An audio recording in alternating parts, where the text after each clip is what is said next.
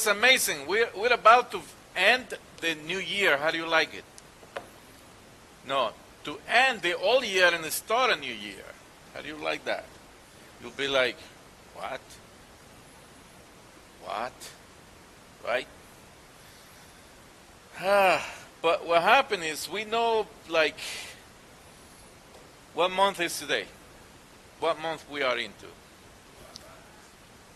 Yeah, but in the secular year, which one is? January, right? So, it's very interesting that this month didn't exist when or people put together the calendar. But we celebrate it, right? Well, I don't. To me, the new secular year is like a flag to let me know when I'm going to start the gym. I haven't started it yet. But that's my thing. The new secular year is useful for secular things. Like that.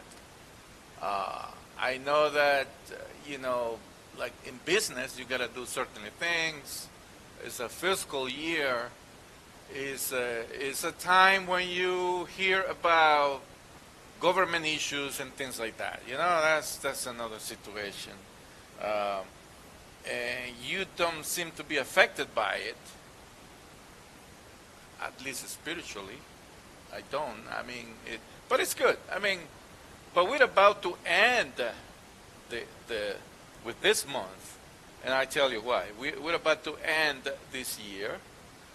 We are in Rosh Chodesh Shevat. It's the 11th month in the Tanakh or biblical calendar. So it depends on which life are you living. Which life is more priority for you?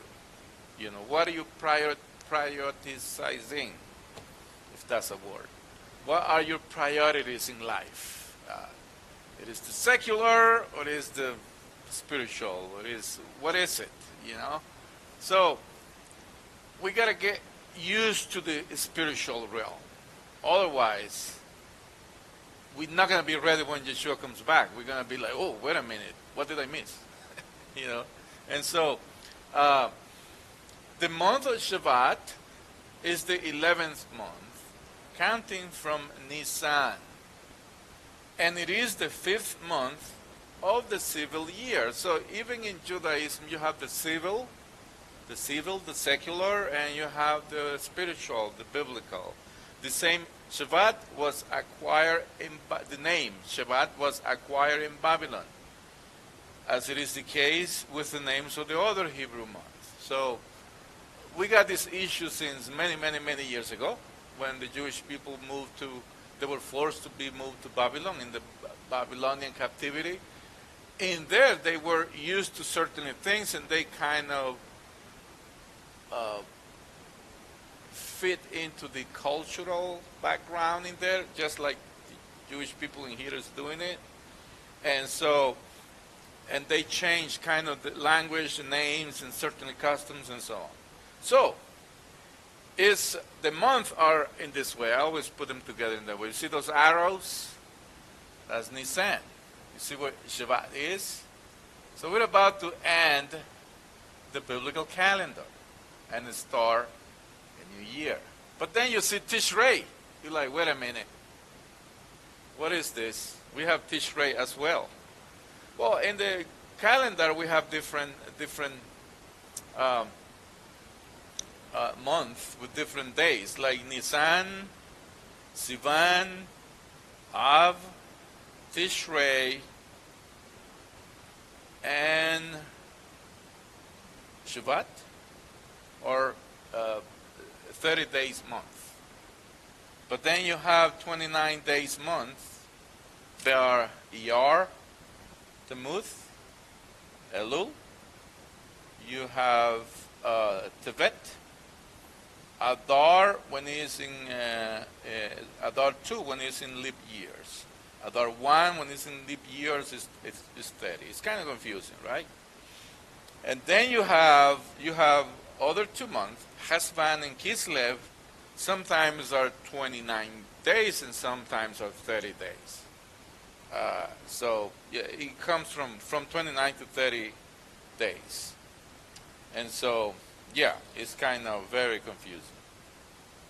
Now, but this month is mentioned actually in the scriptures.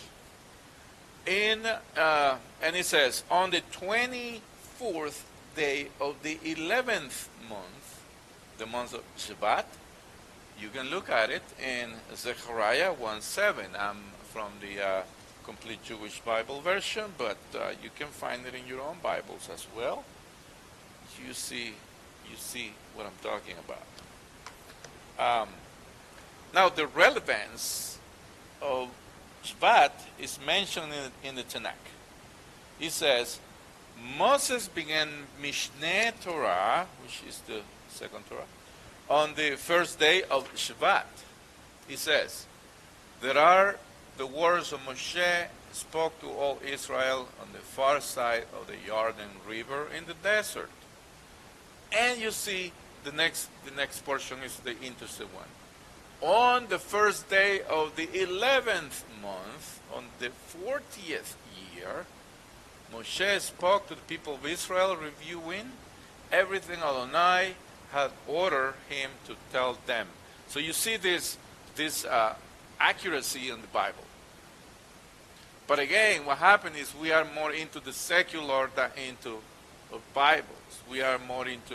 It was kind of sad the other day that the cell phones now they give you like the screen time you're spending on, and I wasn't happy about that, man. I was like, how many hours?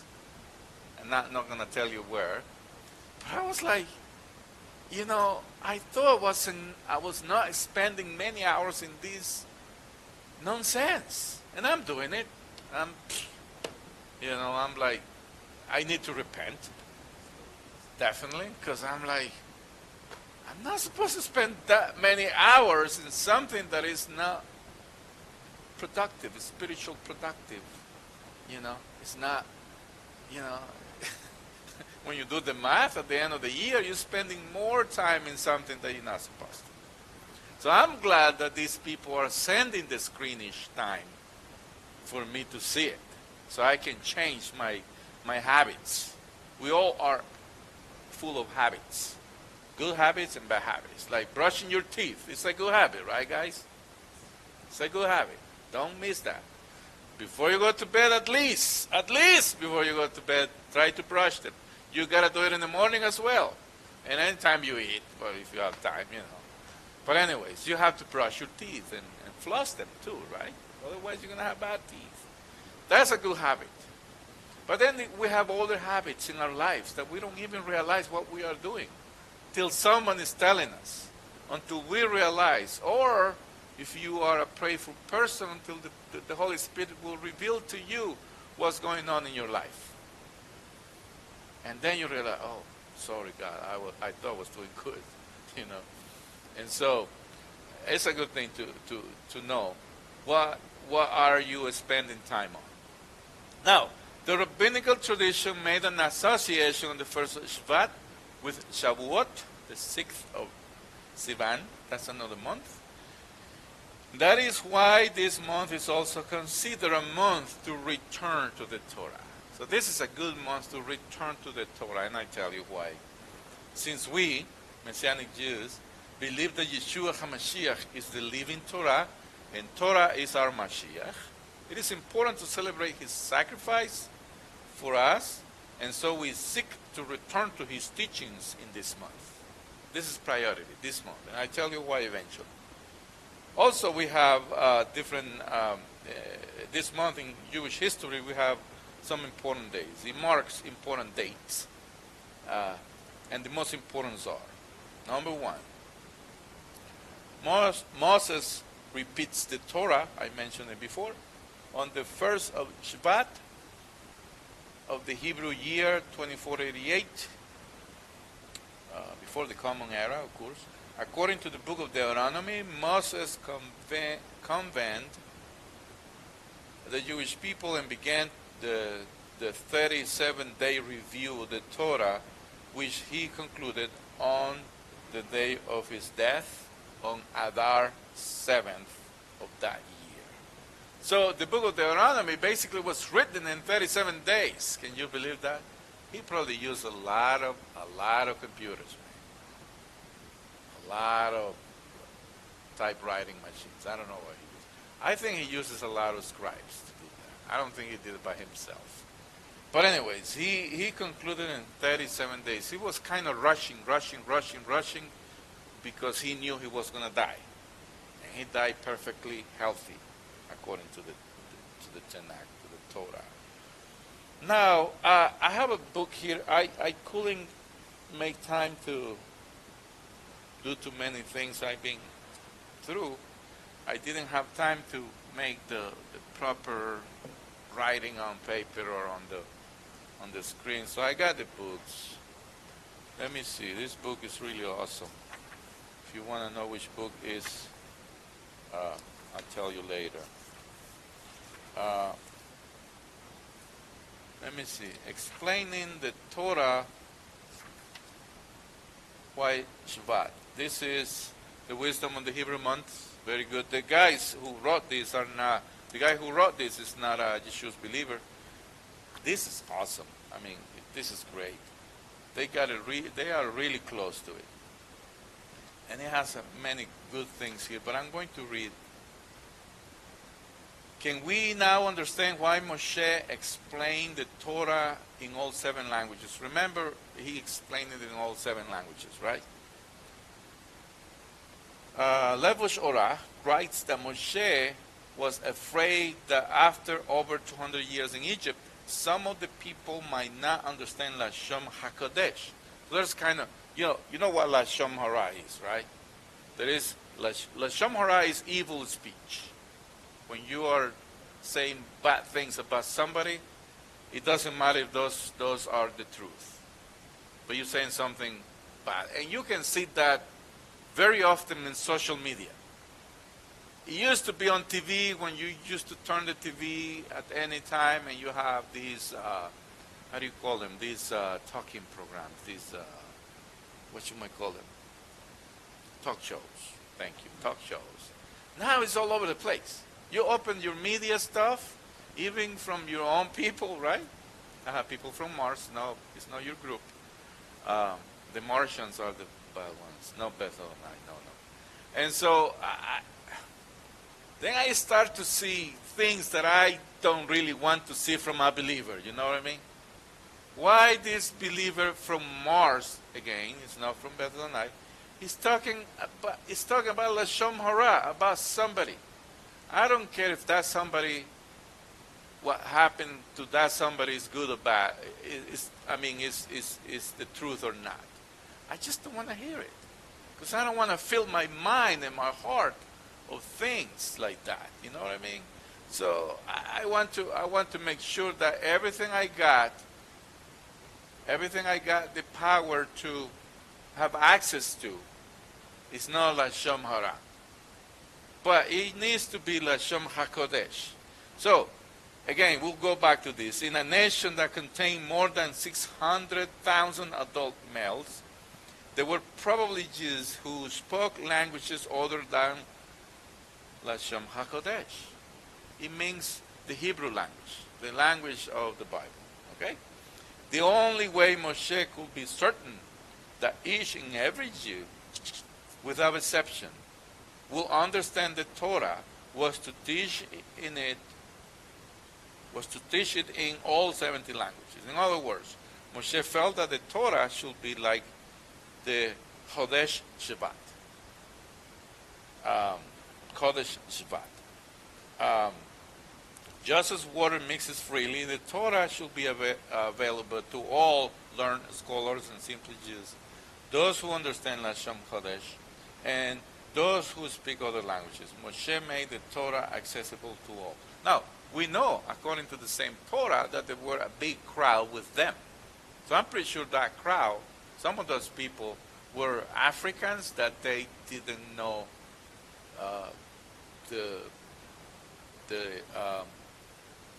what you might call it, the Lashon HaKodesh. So it was available to them as well. Okay? So that's a good thing. And there's more things about Chazal and all of that. I'm not going to go on to that.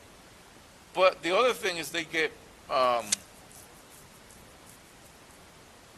Kim Ptolemy Kim Ptolemy was somebody who was actually forcing the Jewish people to translate the Torah into Greek. It's called the Septuagint. So, why Hassal explains that they were sad if they translated? It was the motivation. The motivation of this king was to reduce the Torah to a different level, to a common level, to literature, to just a simple literature out there, cultural thing, like the newspapers, like the magazines, like those social medias we have access to. And so that was the only problem, that they felt that it was not a good thing. So the next thing that is happening was Zechariah's prophecy.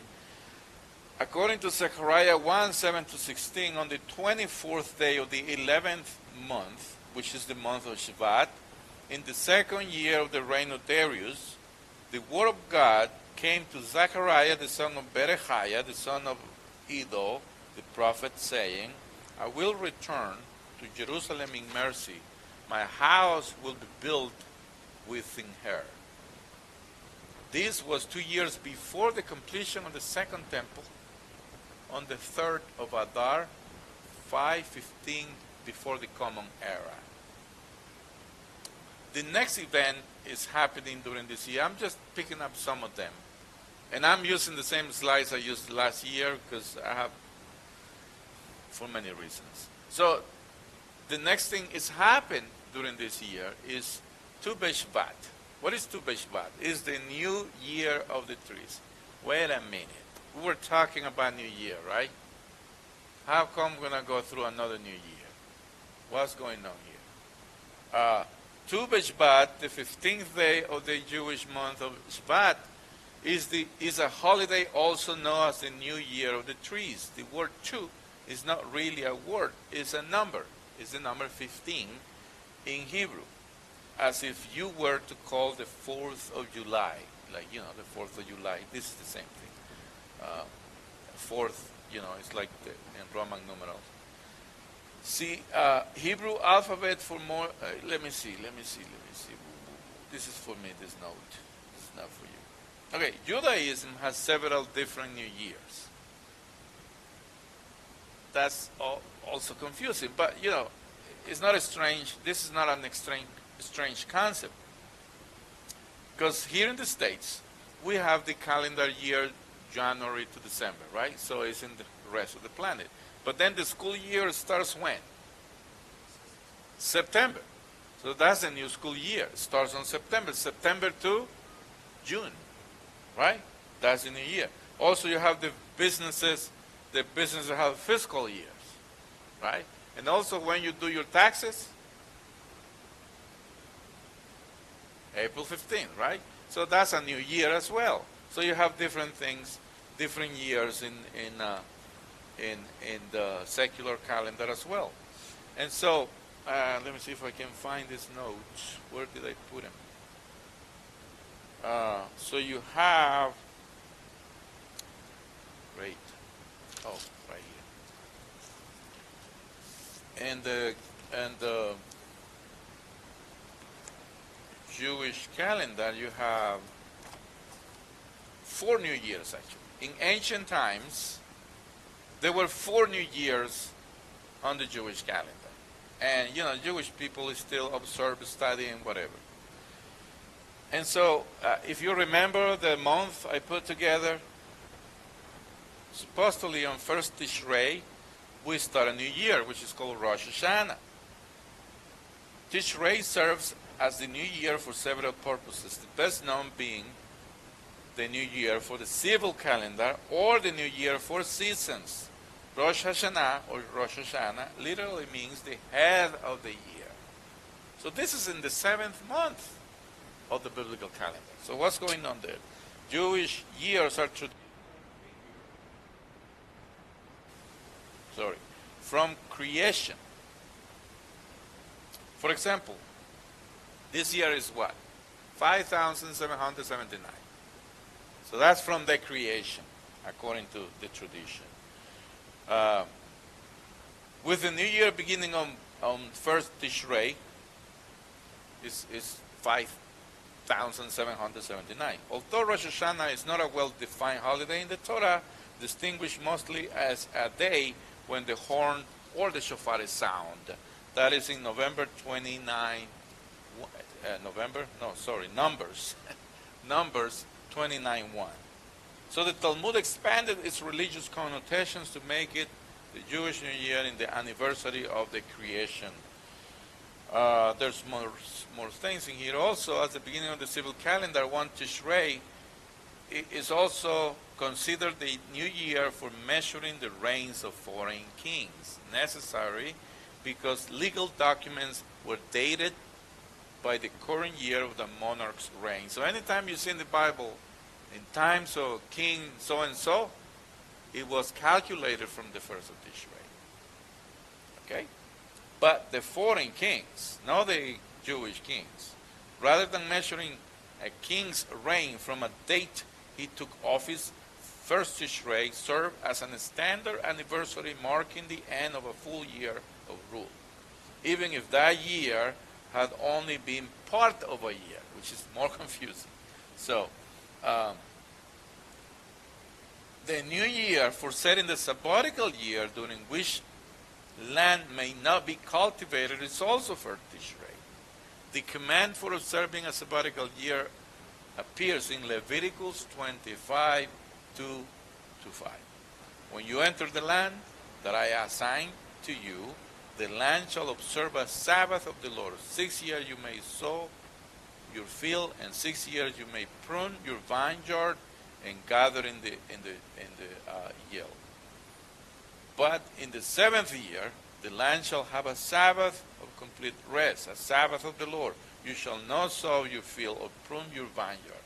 It shall be a year of complete rest for the land. Plowing and planting were forbidden from the first Tishrei of the 7th year in the sabbatical cycle, and people were allowed to gather only what the land could produce on its own without cultivation.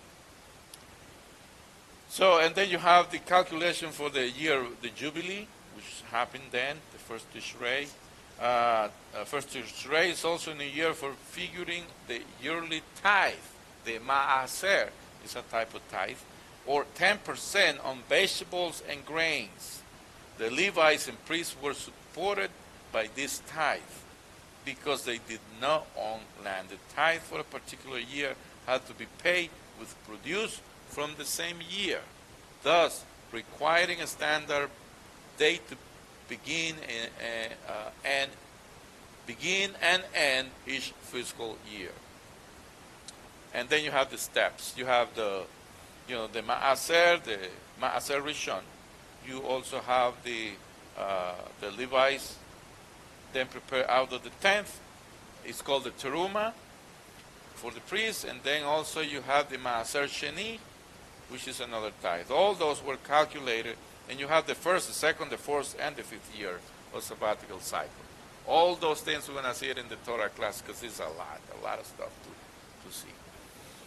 Anyhow, and then the other thing we see here in this, the other new year is this one that we're going to commemorate. It's the 15th Shevat I was telling you about. We're going to talk about it eventually. The other new year is the 1st of Nisan. I think that's the most important new year for us. The third Jewish new year is 1st Nisan, which, and again, I'm saying Jewish, but we know it's the biblical years. We in this congregation and most of the Messianic movement, we include everyone. It's for all of us. It's not just for the Jews. All right? So the third new year is 1st Nisan, which corresponds to the season of the redemption from Egypt and the birth of the Israelite nation. We are actually reading about it. We read in the book of Exodus.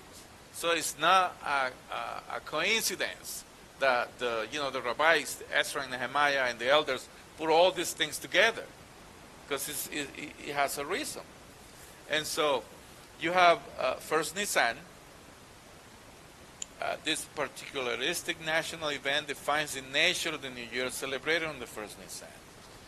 Let's move on. And then the other new year is the 1st Elul. The last new year, 1st Elul, is the new year for the tithing of cattle. the tithe for cattle had to be made from cattle born in the same fiscal year between first Elul 1 year and the next. So there you go, you have 4. Of course, we not celebrate, we not, sacrifice cattle anymore. But we do something. We kind of use the month of Elul to kind of review our lives and make sure that we are going we kind of do a soul cleanup before the holidays. But we're going to do the same thing right before Nisan, because Nisan, it's the new year. It's the new year for us, the believers. And the Lord mentioned it in the He mentions all of that. So, let's move on. In the States, we celebrate Tu B'Shvat is considered by secular Israeli Jews and organizations to be the Jewish equivalent of Arbor Day. We have Arbor Day here in the States.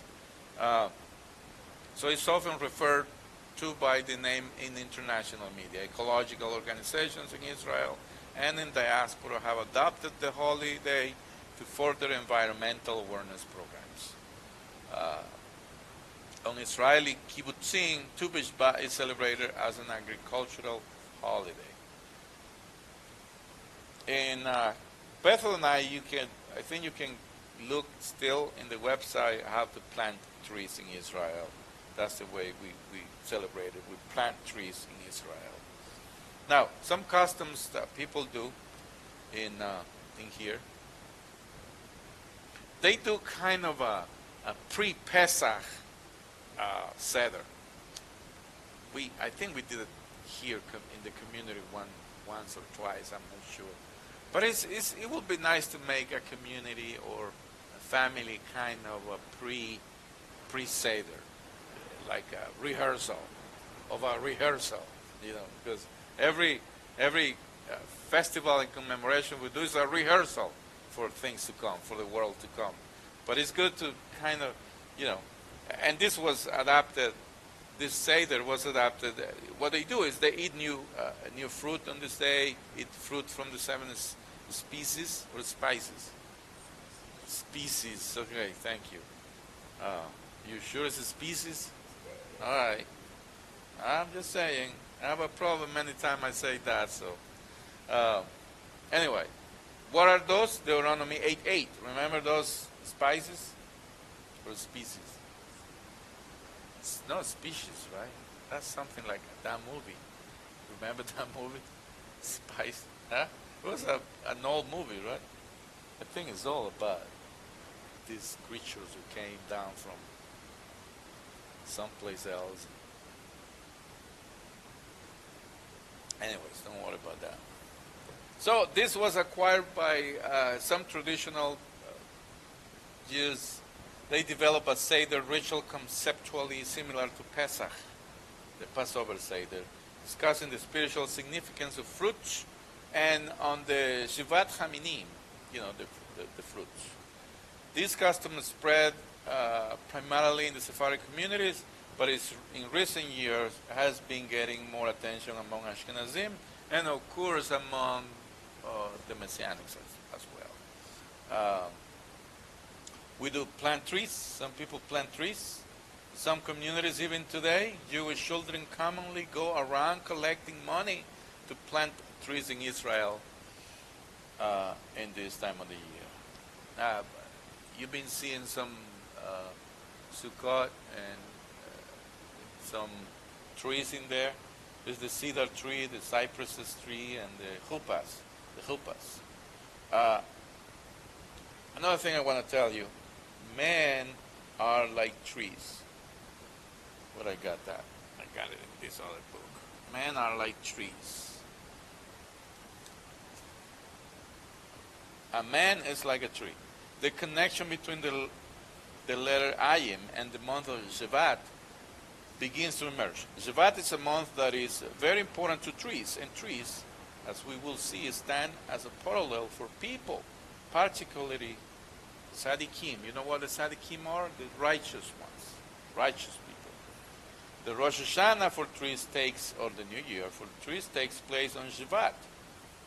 But there is a well-known dispute between the house of Shammai and the house of Hillel, as usual, regarding which day in the month. The house of Shammai says it is the first of Shevat, and Hillel says it's the 15th. Now you see who is the one who was stronger in their opinions. The Jewish people took over the idea that it was on 15th. That's why it's called Tu B'Shvat. But these trees are not just trees of the vegetable world. The Torah states in Devarim 20:19, for a man is like a tree of the field.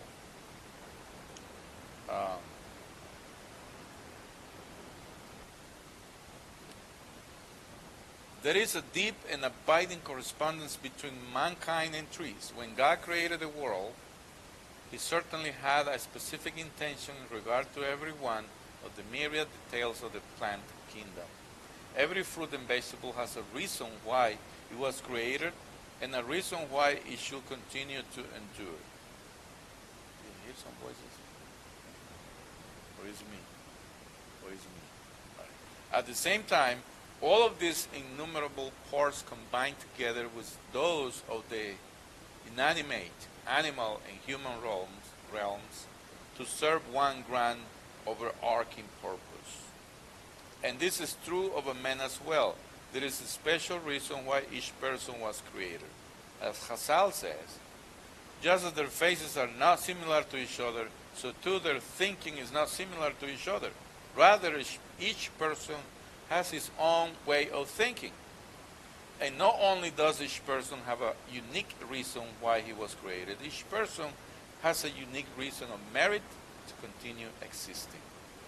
So there you go. You have, at least I'll give you that verse, Devarim 20:19, Deuteronomy 20:19, where it says, for a man is like a tree of the field. So there's a reason why the Lord wanted not to destroy those trees that were on the field. And we've been seeing lately that it's been politicized, being used by the politics. But we can see now that the destruction of the trees are destructing us as well. The less water, fires, and, it's a lot of mess. But, I'm not an expert in environmental issues, and I don't want to get involved in politics and things like that. But we're having a situation with those burning and getting rid of the trees. Huge problem, very huge problem. The other thing important in this month is Shabbat Shirah. It's the Sabbath of song. What is that? In this month we're reading Va'era, Bo, what's the next? Beshalach, right? On the 19th, we're going to read Beshalach. And then Yitro. All these parshas are really, really beautiful. So on Beshalach, we read a very important verse, which is Exodus 15, where it talks about, who is like you, Adonai, among the mighty? Who is like you, sublime in holiness, awesome in praises, working wonders? And so we say that prayer here every Shabbat. So that's going to be on Beshalach, one of very important, they're giving them honor to that song, right after they cross over the Red Sea. Now there's a commentary here. No creature ever uttered a more beautiful song to God than this one. The song is therefore beloved to Israel. They recite it daily, and they read it from the Torah publicly on one Shabbat each year and on the 7th day of Pesach, when we commemorate the miracle of splitting of the Red Sea with a special melody and with great rejoicing. Some follow the custom of standing when it's read. Special honor is Shabbat Shirah on Beshalach. Anytime we do Shabbat Beshalach. Miriam was dancing. Remember, she was dancing. They were singing this song, and she was dancing. She was leading role of woman in Exodus and the Shirah. In the Exodus, the Midrash teaches that Jewish women play a major role in the Exodus by keeping alive the spirits of their husbands, preventing them from becoming depressed under the burden of slavery, and giving up in despair. They accomplish this by paying special attention to their appearance and charming and enticing their husbands, thus keeping their marriages and the families alive and together under extremely difficult circumstances. They did this by using mirrors made of copper, and those mirrors were eventually donated for the construction of the temple. They were requested for the construction of the Mishkan. The woman donated these mirrors for use in the copper elements of the sanctuary. Their acceptance for this purpose demonstrates the important principle of feminine beauties that serves a great role, primarily within the holy and modest context of marriage. You have to, modesty is very important in these issues. Let's see. Let's move on.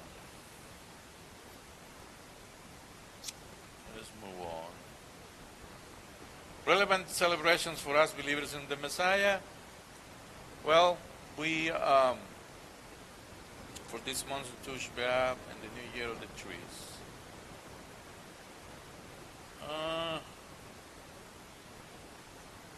It says here, when you enter the land and plant various kinds of fruit trees, you are to regard its fruit as forbidden. For 3 years, it will be forbidden. For 3 years, it will be forbidden to you and not eat.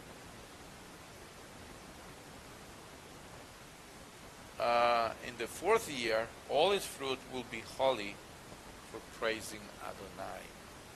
But in the 5th year, you may eat its fruit, so that it will produce even more for you. I am Adonai your God. That's in Leviticus 19:23 to 25. There are 4 new years. The first is Shevat, New Year for the trees, according to the ruling of Beit Shammai, Beit Hillel, however, places on the 15th of that month. That's in Mishnah, Rosh Hashanah 1:1. Why this celebration is so important for us, the believers in the Messiah Yeshua? Why it is? I mean, you got to put things together, right? Why all of this is important? What Yeshua has to do with all of this? There is a very important traditional belief on the Semach. What is the Semach? The Semach is just a little plant, a sprout, a branch. Just a little thing that is coming out. One of the many names of Mashiach is Semach. Semach, which is being translated in many Sidurim as plant, sprout, branch. If you have different Sidurim, you'll see the different translations. But it means the same thing. Where we can find this word and concept in Jewish literature? The Shemoneh Esrei. Shemoneh Esrei, which literally means 18, is a prayer that is considered the center of any Jewish religious service, also known as the Amidah or Hatefillah. Now, we say that prayer in here, but we say just a little portion of it. We don't say not even the 0.5%. The Amidah is the core of the Jewish worship and prayer. The prayer is known by 3 names. One name is the Amidah, which translated means standing, reflecting the fact that we stand when we recite the prayer. The second one is referred to as Shemoneh Esrei, which means 18, indicating that it was originally comprised of 18 prayers. Eventually they added another prayer. I think it was by 200 of the Common Era, I'm not sure. But it was added against the heretics, which eventually happened to be us, the Messianic believers. So the other third name that is called is the prayer. Hatefillah is the prayer. Very important that when you go to the book of Acts, you'll find that prayer right there. After Yeshua died, the apostles continue going to the temple. You know that, right? They continue going to the temple. They continue celebrating all these things. Now, the complete Jewish Bible is more clear, but if any Bible you have, you'll find this very important. In this Bible it says, one afternoon at 3 o'clock, the hour of Mincha prayers, as Kepha and Yohanan were going up to the temple, a man crippled since birth was being carried in. Every day people used to put him in the beautiful gate of the temple so that he will beg on those going into the temple court. Now, why this is important? Why the writer of the book of Acts, which some believe it was Luke, Dr. Luke was very specific. He was very, very good in writing dates. The book is the gospel, the version of the Gospel of Luke and the book of Acts is very specific in dates. What happened is we don't read them. We just went through, like, oh, what is it? Okay, but he's specific in the way, he dates and put the times and everything. Why is it important? Why afternoon? Why 3 o'clock? Now, in some of the Bibles, it might say the prayer and in the 9th hour. Why is the 9th hour? It's not 9 a.m. Is the 3 p.m. because it was the time that the Romans used to use. So you got to go back in time and space, pick up your feet and go back in time and space and picture yourself in times of the Romans to understand that. So it was 3 p.m. All the scholars, we got to depend on the scholarly, all these people who knows to understand all these things, right? But now they've been putting them in writing, which is cool. Because, if one of my Jewish brothers see this, they go, okay, they were saying the Mincha prayers? How is that? How is that possible? I thought they were Christians, They were not so thing of Christianity then, right here, in the book of Acts. They were not Christianity yet. Although, Christian commentaries will tell you the opposite, right? But anyways, then you have other verses that support this or expand this. Matthew, let's move to Matthew. Let's go back to Matthew. One of the saddest verses of the Bible, but very important as well. It's right here. Matthew 27:46. 27:46. He says something very important. From noon, I'll read from 45. From noon until 3 o'clock in the afternoon, all the land was covered with darkness. At about 3, Yeshua uttered a loud cry, Eli, Eli, lama sabachthani. My God, why have you deserted me? On hearing this, some of the bystanders says, he is calling to Eliyahu. Immediately one of them ran and took a sponge, soaked it in vinegar, put them on a stick and there are so many things in here. This is rich. My head is starting to get overwhelmed already, just by reading this. But why the 3? This is the time of the Mincha prayers. And it's the same time that the Jewish people are sacrificing the second lamb. And Yeshua died at the same time. He's dying. In other words, he's probably looking, he's crucified and looking at the temple and looking at the smoke going up and hearing the prayers of his people, and at the same time he's passing out. He's passing away. He's dying. And the meaning of that is really, really important. And then eventually Peter and John are doing a miracle at that time. It's just amazing.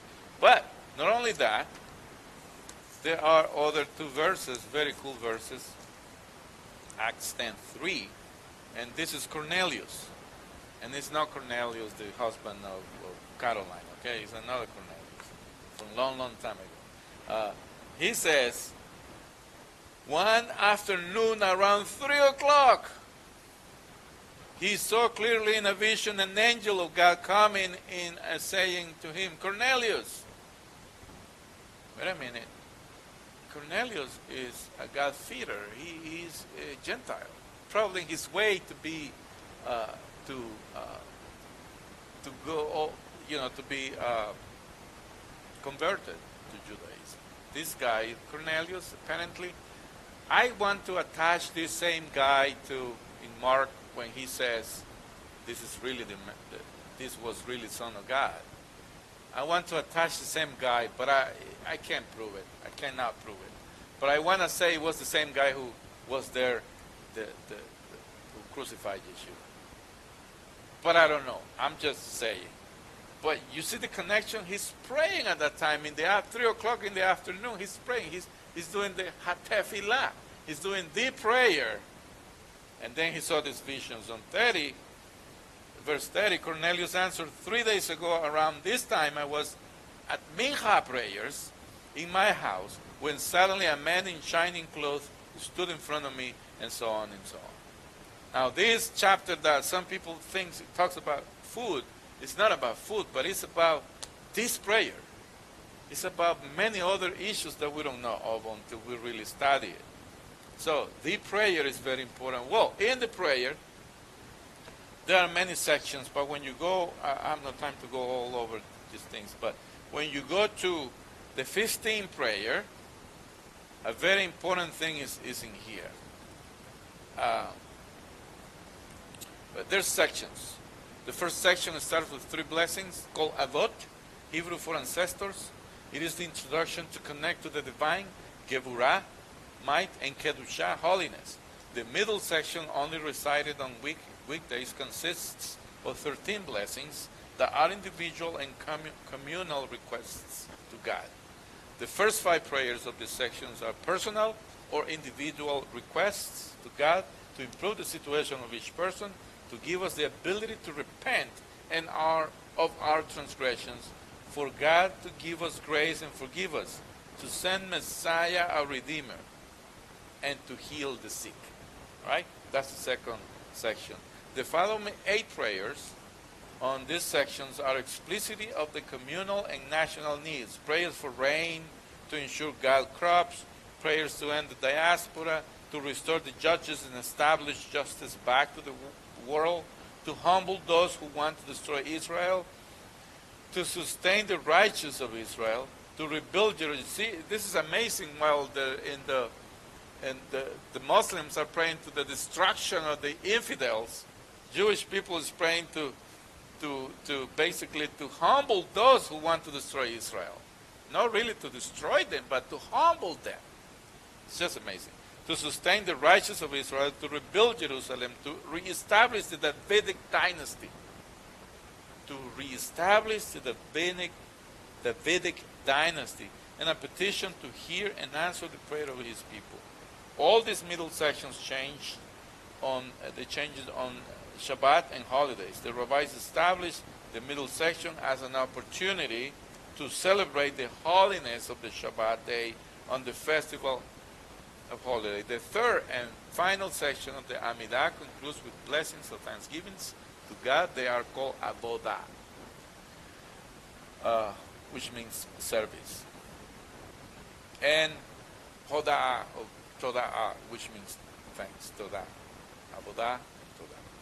The final prayer is called Shalom, peace. This is a petition to bestow justice, mercy, and peace of the world. The community asks to God, grant peace, goodness, blessings, and compassion upon everyone. Upon everyone. Now, in the 15th prayer of the Shemone Esrei, or the Amidah, the 15th prayer, it's very interesting. I'm just going to talk about the 15th prayer. I like to talk about that. The Amidah of Shemone Esrei is called Birkat David. This 15th prayer is the Birkat David. It's the blessing of David. And Malchut Bet David, the kingdom of David. That's the name of that prayer. And it's very interesting what it says. What it says, if you can put the Hebrew there, it says the next thing. It says, you see the red part in there? It says, Et Zemach, you see the word right there? Et Zemach, that's the word. Et Zemach, David, Abdecha Mechera, Tashmiach. Vekarnot arum beshutecha. Ki leshutecha kivinu kol hayom. Baruch atah Adonai Matzmiach Keren Yeshua. At the end, you see that word Yeshua right there. It's just amazing how, and I have different translations of it. One, it says, the offspring of thy servant David quickly caused to flourish and lift up his power by thy deliverance. For thy deliverance do we constantly hope. Blessed art thou, Lord, who makes the glory of deliverance to flourish. And another one says, another translation, another Siddur says, speedily cause the plant of your servant David to grow, offspring, flourish, and let his horn, the power, be exalted by your salvation. For we hope for your salvation all day. Blessed are you, Hashem, who causes the horn of salvation to grow. So, why they being translated Zemach David as the offspring of David, or David? Serach means offspring in Hebrew. Zemach is a plant, which is a male word in Hebrew. The sages tell us that Zemach is the name of Mashiach here in this prayer. We already see that it's being translated with different words. Offspring, branch, sprouts. Now remember, in Hebrew, a name of a person refers to his interior, to his soul. So why Mashiach is called Zemach? Where did the rabbis find the base of this prayer? Let's look into a couple verses. The prophets, Jeremiah 33, 14, 16. Here the days are coming, says Adonai, when I will fulfill this good promise which I have proclaimed for the house of Israel and the house of Yehudah. When those days come, at that time, I will cause to spring up for David a branch of righteousness. And in Zechariah, a plant of righteousness or a branch of righteousness is interesting. Now in Zechariah 6:12, it says, in this particular chapter of Zechariah is also talking about the Messianic era. And he says, and tell him, Adonai Sevaot says, there is coming a man whose name is Zemach, sprout. He will sprout up from his place and rebuild the temple of Adonai. Just talking about the Messiah, the second coming of the Messiah. We can go through all the things and other interpretations, and you can see about the kind of the two Messiahs, basically. Hamashiach ben Yosef and Hamashiach ben David. It's just amazing. So, I'm just gonna, you know what a plant needs. I've been talking too much. So, you know, what a plant needs. It needs dirt, water, light, right? Just go through quickly. Dirt, water, and light. So, water, the sages tell us that, with dirt. What is dirt? Dirt. You didn't put dirt in here. Anyways, this is dirt.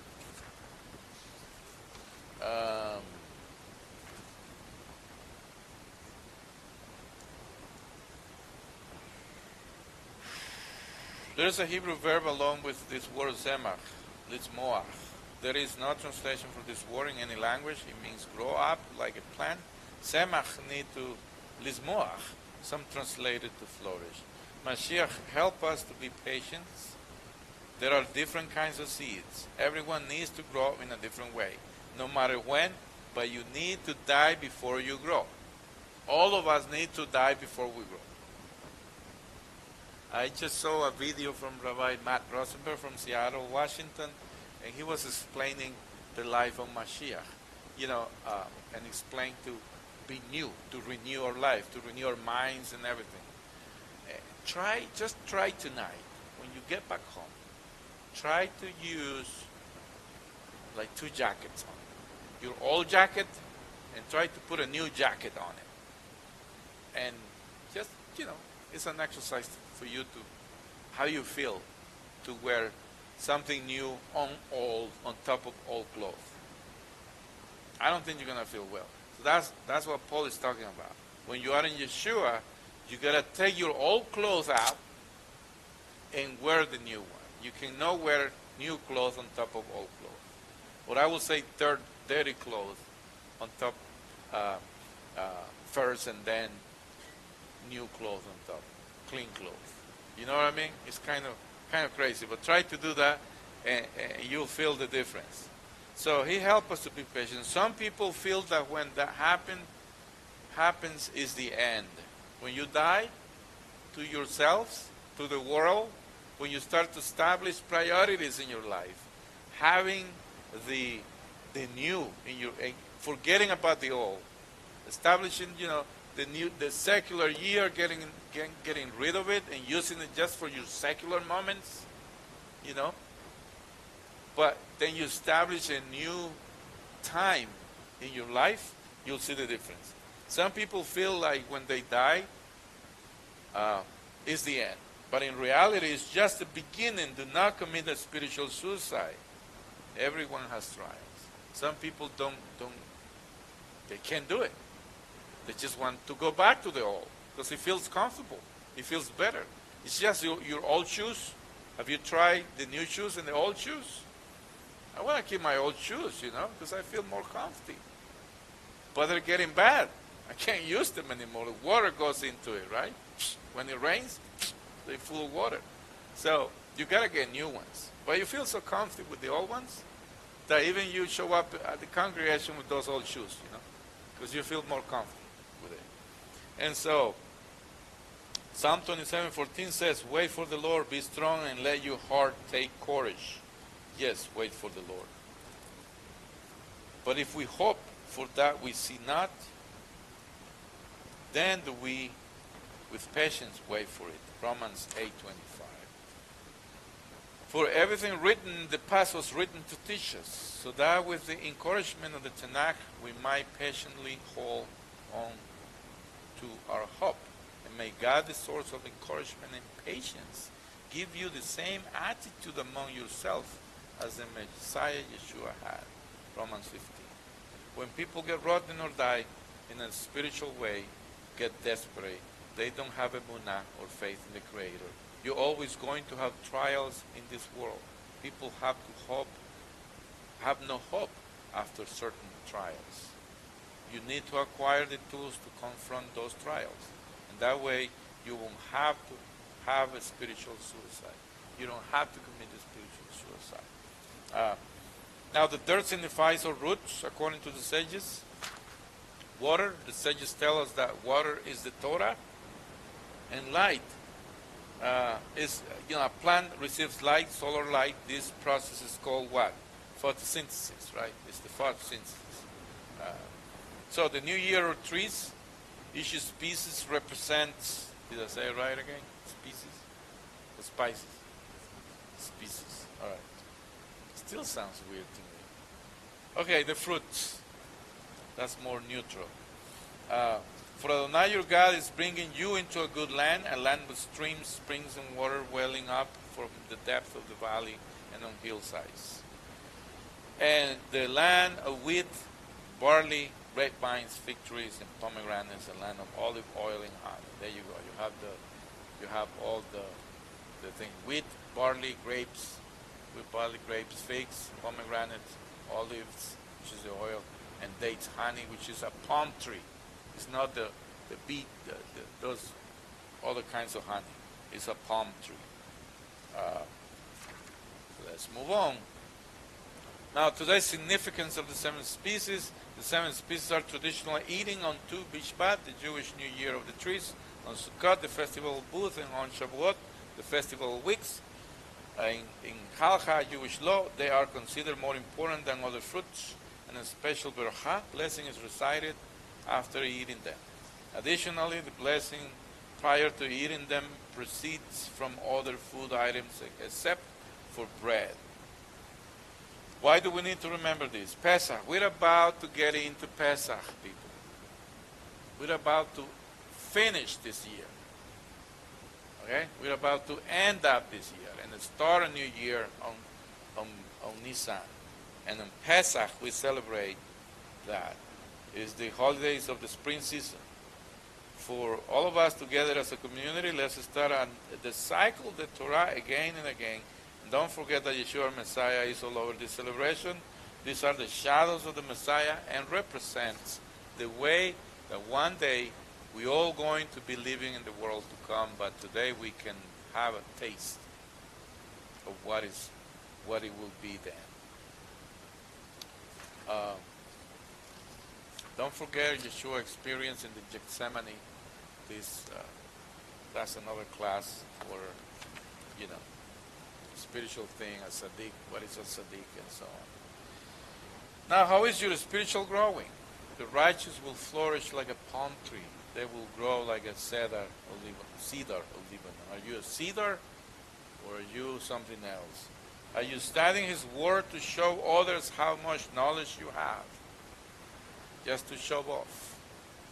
Or you are doing it for the Lord? What is your motivation to study the Torah? What is your motivation to do things for the Lord? You doing it for the Lord, or you pretending to be pious? Study to show yourself approved by God, a workman who need not be ashamed, rightly dividing the word of truth. 2 Timothy 2:15 from the modern English version. So are you growing patiently like in a spiritual plant? Or you part of this modern era that, I call it the rush, the fast food environment. We want everything by yesterday. We want everything by now, right? We pray, calling the Lord like He's got some kind of customer service approach in there, right? I want it now, Lord. I want it now. I mean, that's disrespectful. You can't talk to the Lord like that. You gotta be patient. Okay, you gotta be very patient. He's gonna do it in His time. What are you doing to accomplish certain things? Are you doing the rituals of the Torah just to show off, or are you just doing it because you mean it? That's the question. Let's pray. Abba, thank you for your word. Thank you for Yeshua, our Messiah. Father, just help us to be ready for your holidays. Be ready to this rehearsal that is coming up. Help us to just heal our minds, hearts, and bodies. Help us to be different so people can see the light of Yeshua in our lives. So thank you, Father, for the month of Shabbat, and help us to end up this year just being ready for the new one to come. B'Shem Yeshua HaMashiach. Amen.